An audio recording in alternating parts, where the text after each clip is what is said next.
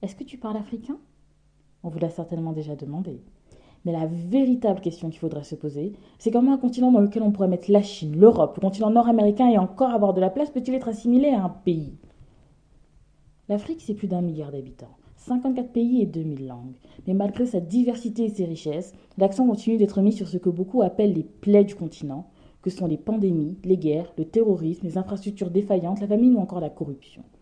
Nous allons casser ici certains de ces préjugés en vous apprenant quelques faits surprenants sur ce continent qui vont certainement faire changer votre vision de l'Afrique. 4 des 10 pays qui ont la croissance économique la plus rapide au monde sont en Afrique.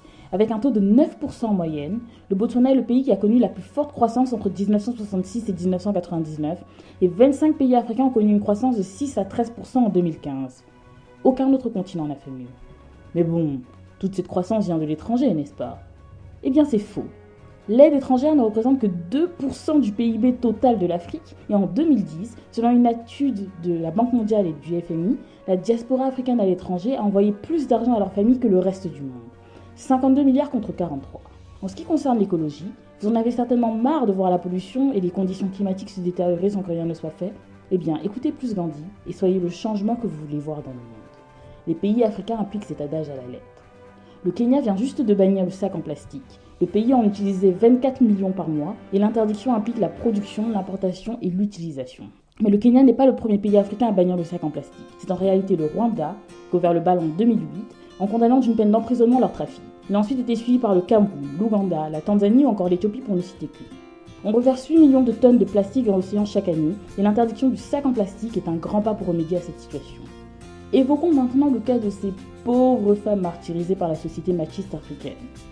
Eh bien, pour tout vous dire, le continent a eu 7 femmes présidentes dont 2 sont au pouvoir en île Maurice et au Libéria. Au Rwanda, la parité est respectée à 64% et le pays détient le record mondial depuis 2013. 22 prix Nobel sont africains venant de 9 pays différents. Et le continent est rempli d'intellectuels qui ont tellement accompli. Nelson Mandela, Desmond Tutu, Paul Kagame, Wole Soyinka, Wangari Maathai, Chimamanda Adichie. Mais que savez-vous réellement de l'histoire de l'Afrique? L'homme le plus riche de tous les temps est africain. Mansa Moussa Okankou Moussa le Malien. Né en 1280, il règne de 1312 à 1332. Un classement établit Mansa Moussa comme l'homme le plus riche de tous les temps. Sa fortune est estimée à 400 milliards de dollars et à titre de comparaison, l'homme le plus riche du monde aujourd'hui, Bill Gates, est classé 12e avec approximativement un quart de sa fortune. C'est un des personnages historiques les plus incroyables et emblématiques de l'histoire, pourtant il est inconnu du grand public. Il a dirigé l'un des empires africains les plus puissants de l'époque, l'Empire du Mali. Pour que vous puissiez avoir une idée de sa puissance et de son influence, son empire comprenait l'actuel Burkina, le Sénégal, presque toute la Gambie, la Guinée-Bissau, une partie du Ghana, la Mauritanie et la Côte d'Ivoire. Et si le passé ne suffit pas à vous mettre d'accord, on peut toujours citer Aliko Dangote, ou encore Tony Elumelu, économiste et diplômé d'un Master of Science de l'Université de Lagos. Il fait partie de la nouvelle génération des milliardaires africains, avec des projets remarquables tels que UBA, c'est-à-dire United Bank of Africa, et est un fervent défenseur de l'Africapitalisme. Ne vous inquiétez pas si vous ne savez pas ce que c'est, un article est prévu dessus très prochainement.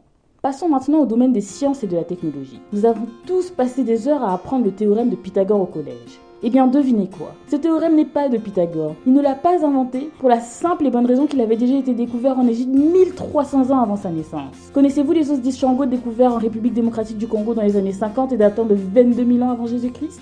Ils sont la preuve la plus ancienne de la pratique de l'arithmétique de l'histoire de l'humanité et placent donc l'origine des mathématiques en Afrique subsaharienne. Et si vous ne le saviez pas, les césariennes et les opérations du cerveau étaient déjà pratiquées en Afrique des milliers d'années avant d'être ne serait-ce qu'envisagées ailleurs. Plus dans l'actualité, 32 ans après la création du domaine Internet, l'Afrique va enfin avoir sa propre identité digitale.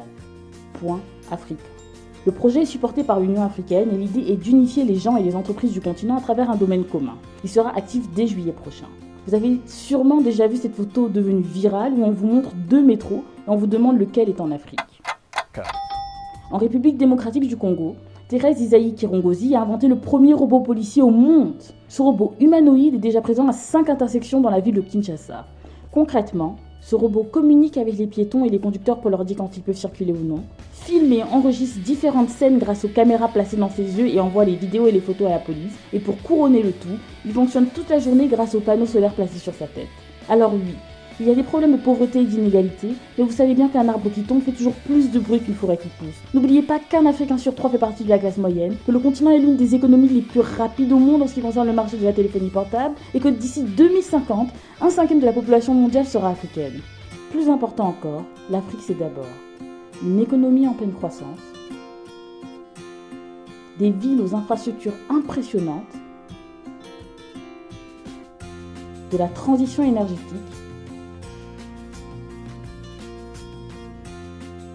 une culture si diversifiée, mais qui rassemble par sa chaleur, et du tourisme en plein essor. Vous pouvez croire à qui vous veniez à Dicéna. Le futur de l'Afrique surprendra les pessimistes.